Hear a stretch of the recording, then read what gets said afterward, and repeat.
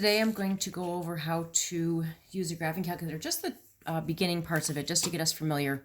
We did this in class for those that attended class today.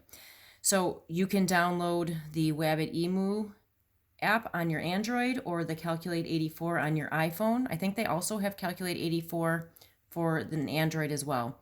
And here I have a picture of a regular calculator.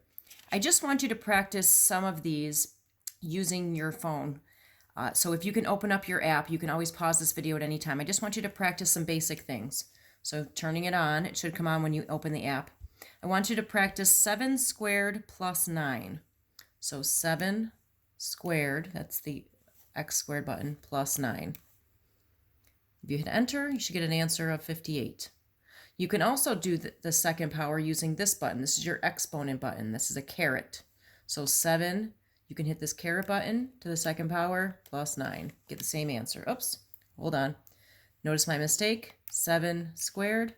What do I have to do to get out of the exponent? I go to the right, plus 9. And if you want to practice again, 2 to the third power minus 5. So 2 to the third power, so that's that exponent button. Arrow to the right, minus 5, and you get 3. The next thing I want us to do is to practice the store button. So if we pick a number to store it, our calculator will keep that number in place of x. So here's your store button, STO, and here's your x button. So if I want to store a number, I'm going to choose -1. I'm going to hit the number first, so -1, negative's right here. I'm going to store it in place of x. So this is your x button. Then I hit enter.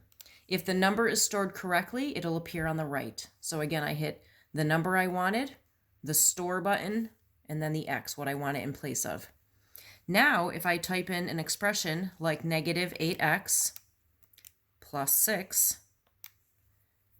my calculator is telling me to change the x to -1, and the answer is 14.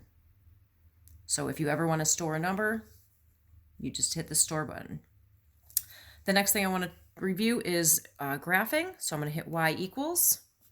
If anything's in there, I clear it out. On your calculator, on your phone, you'll see these same things. It might just look a little bit different in terms of colors, but we're going to practice typing in an equation. So for y equals, whatever you have on the top, can you type in for me 2x plus 1? So 2, this is your x button again, plus 1.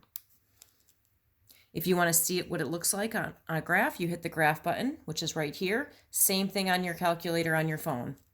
And you'll notice a line. One more thing I want to show you is solving an equation.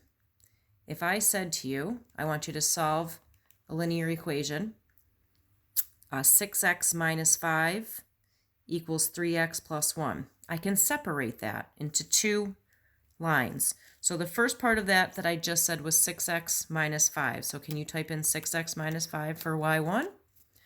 Go down, and for y2, type the second half of the equation, 3x plus 1. Now I don't care where they cross right now, I just want to show you the table feature. The table will show you the answer if your answer is an integer, no decimals. So you typed in both of the pieces of the equation. To get to your table, you're going to look at your graph button. Above graph, it says table in blue. And again, this works even if you're using your phone calculator. Because it's blue, I need to hit the blue button first, which is your second button. So I'm going to hit second and graph to get to the table.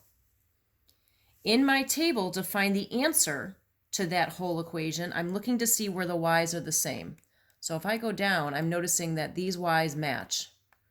The solution to the equation would be the x value in front of it. So that would be your 2. So that's just another way to find the answer.